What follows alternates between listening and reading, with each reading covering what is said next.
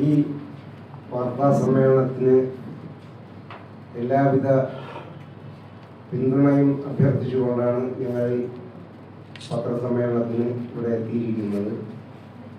നിങ്ങളെല്ലാവരെയും ആദ്യമേ തന്നെ ഞങ്ങൾ സ്വാഗതം ചെയ്യുകയാണ്.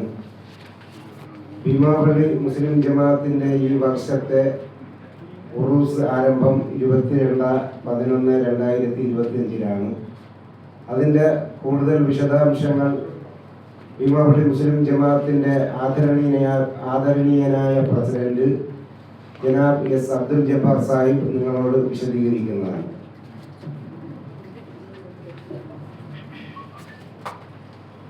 നമസ്കാരം. തെക്കൻ തിരുവിതാംകൂറിലെ മതേതരത്തിനും ആത്മീയതയ്ക്കും പ്രസിദ്ധി ആർജിച്ച പ്രധാന തീർത്ഥാടന കേന്ദ്രങ്ങളിൽ പ്രധാനപ്പെട്ട ഭീമാപള്ളി ദർഗാ ഷരീഫിലെ ഈ വർഷത്തെ ഉറൂസ് മഹാമഹം 22/11/2025 രാവിലെ 8 മണി മുതൽ ആരംഭം കുറിച്ചു. 2/12/2025 പുലർച്ചയോടെ പര്യവസാനിക്കുകയും ചെയ്യുന്നു. തുടക്ക ദിവസമായ 22-ാം തീയതി രാവിലെ 11 മണിക്ക് ഇൻഡോ സരസൻ വാസ്തുകലയുടെ പ്രതീകമായ അമ്പരച്ചുംബികളായ മിനാരങ്ങളിലേക്ക് ഭീമാപള്ളി മുസ്ലിം ജമാഅത്തിന്റെ പ്രസിഡന്റ് എസ് അബ്ദുൽ ജബ്ബാർ സാഹിബിന്റെ നേതൃത്വത്തിൽ പ്രധാന പതാക ഉയർത്തി തുടക്കം കുറിക്കുകയും ഒപ്പം വൈസ് പ്രസിഡന്റ് ഖലീൽ റഹ്മാൻ സാഹിബിന്റെ രണ്ടാമത്തെ പതാക ഉയർത്തുന്നതോടെ കൂടി 10 ദിവസം നീണ്ടു നിൽക്കുന്ന ഉറൂസ് പരിപാടികൾക്ക് തുടക്കം കുറിക്കുകയാണ്.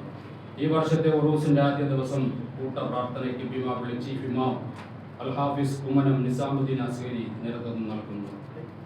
10 ദിവസം നീണ്ടു നിൽക്കുന്ന ഉറൂസ് പരിപാടികളിൽ ദിവസവും മുനാജാത്ത്, റാത്തീബ്, മൗലൂദ്, മദ്രസ വിദ്യാർത്ഥികളുടെ ബുർദ, കേരളത്തിലെ അറിയപ്പെടുന്ന മതപണ്ഡിതന്മാരുടെ നേതൃത്വത്തിൽ പ്രഭാഷണങ്ങൾ ഉണ്ടായിരിക്കും.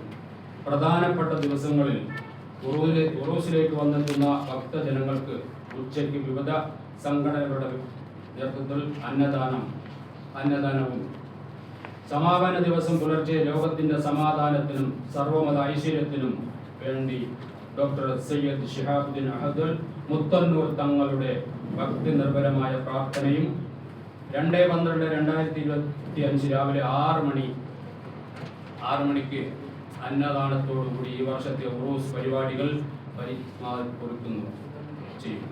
മേൽപ്പറഞ്ഞ എല്ലാ ദിവസങ്ങളിലും ദൃശ്യ പത്രമാധ്യമങ്ങളുടെയും പൂർണ്ണ പിന്തുണയും സഹകരണവും നിങ്ങളുടെ ഈ സ്ഥാപനത്തിൽ നിന്നും ഉണ്ടാകണമെന്നും ഭീമാപള്ളി മുസ്ലിം ജമാഅത്ത് സ്നേഹ അഭ്യർത്ഥന കൊണ്ട് ഉദ്ദേശിക്കുന്നു.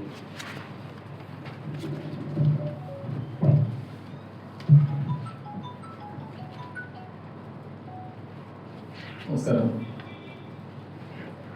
നമ്മൾ ഈ ഭീമാപള്ളി മുസ്ലിം ജമാഅത്തിന്റെ സാധാരണഗതിയിൽ ഭക്തജനങ്ങളിൽ കൂടി ലഭ്യമാകുന്ന വരുമാനങ്ങൾ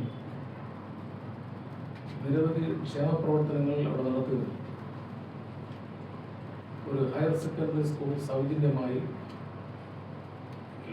ഒരാൾക്ക് പോലും ഫീസ് വാങ്ങാതെ എല്ലാ വിഭാഗം ജനങ്ങളും വന്ന് പഠിച്ചു പോകുന്ന സ്ഥലമാണ്. അതുപോലെ തന്നെ അറബി കോളേജ്, മദ്രസകൾ, മറ്റ് ഭക്തജനങ്ങളായി വരുന്ന ആളുകൾക്ക് അവശതയുള്ള സമയങ്ങളിൽ അവർക്ക് ചില സാമ്പത്തിക നൽകൽ, ക്ഷേമ പ്രവർത്തനങ്ങൾ നടത്തൽ, വർഷത്തിലൊരിക്കൽ ചില ആനുകൂല്യങ്ങൾ നൽകൽ, ഇത് സ്വാഭാവികമായി നൽകി വരുന്ന പരിപാടിയാണ്. പള്ളിയുടെ വരുമാനം വാസ്തവത്തിൽ മറ്റ് ചെലവുകൾക്ക് പോലും പ്രയാസപ്പെടുന്ന അവസരങ്ങൾ ഉണ്ടാകാറുണ്ട്. ആ പ്രദേശം എന്ന് പറയുന്നത് മത്സ്യത്തൊഴിലാളികളുടെ നാടാണ്, കടൽ തീര പ്രദേശമാണ്. സ്വാഭാവികമായും വിദ്യാഭ്യാസത്തിനും മറ്റു കാര്യങ്ങൾക്കും പള്ളി പ്രത്യേകം ശ്രദ്ധിക്കുന്ന ചില പരിപാടികളുമുണ്ട്. എല്ലാ വർഷത്തിലും ഉറൂസിനോടനുബന്ധിച്ച് നിരവധി ക്ഷേമ പ്രവർത്തനങ്ങൾ നടത്താറുണ്ട്. പള്ളി ഭരണാധികാരികൾ ഒരു വർഷത്തിലൊരിക്കലുമാണ് ഭരണ സംവിധാനവും ഭരണത്തിന്റെ കാര്യങ്ങളും ശ്രദ്ധയോടുകൂടി പള്ളി ശ്രദ്ധിക്കും. ആ രീതിയിലുള്ള ഒരു സംവിധാനമാണ്. 1000-ഓളം വിദ്യാർത്ഥികൾ പഠിക്കുന്ന ഹയർ സെക്കൻഡറി സ്കൂള്, ആ സ്കൂളുമായി ബന്ധപ്പെട്ട് അൺഎയ്ഡഡാണ് സ്കൂൾ. ഗവൺമെൻറ് ശമ്പളം മേടിക്കുന്ന സ്കൂളല്ല. പള്ളിയാണ് 75-80 അധ്യാപകർക്ക് ശമ്പളം നൽകുന്നത്, ജീവനക്കാർക്ക് ശമ്പളം നൽകുന്നത്, കുട്ടികൾക്കുള്ള ആനുകൂല്യങ്ങൾ നൽകണം. ഇതെല്ലാം വലിയൊരു ക്ഷേമ പ്രവർത്തനം എന്ന നിലയിൽ പള്ളി നടന്നു വരുന്നതാണ്. സ്വാഭാവികമായും ഭക്തജനങ്ങൾ വർഷത്തിലൊരിക്കലോ അല്ലാതെ പള്ളിയിൽ വരുന്ന അർഹതയുള്ള ആവശ്യതയുള്ള പല വിഭാഗം ആളുകളെയും സഹായിക്കൽ പരിപാടി നടത്തുന്നു. ഈ വർഷത്തെ റോസിൻ്റെ പരിപാടി 22 മുതൽ അടുത്ത മാസം 22 വരെ, അടുത്ത മാസം 2 വരെ, 22 മുതൽ അടുത്ത മാസം 2 വരെ.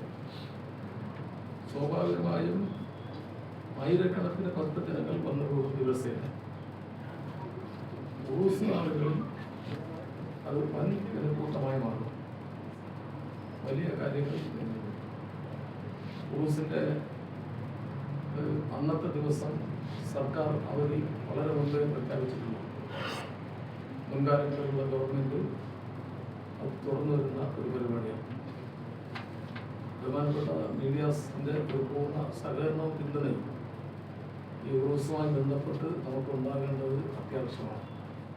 അതിനായി എല്ലാവരെയും പ്രത്യേകം അഭ്യർത്ഥിക്കുന്നു. 22-ാം തീയതി പ്രത്യേകം വരാം, എല്ലാ ദിവസവും വന്നു പോകാം. ഉറൂസ് ദിനങ്ങളിൽ പ്രത്യേകം വരാം. അതിനുള്ള സജ്ജീകരണങ്ങളും സഹായങ്ങളും അവരുണ്ടാകും. പള്ളിയുടെ ഭരണാധികാരികൾ എന്ന നിലയിൽ ഇന്നത്തെ പത്രസമ്മേളനത്തിൽ പങ്കെടുക്കുന്നവർ ജമാഅത്തിന്റെ president Abdul Jabbar, general secretary Muhammad Yusuf, അതുപോലെ തന്നെ treasurer Ahmed Kabir, secretary Shahjahan, joint secretary Nasir,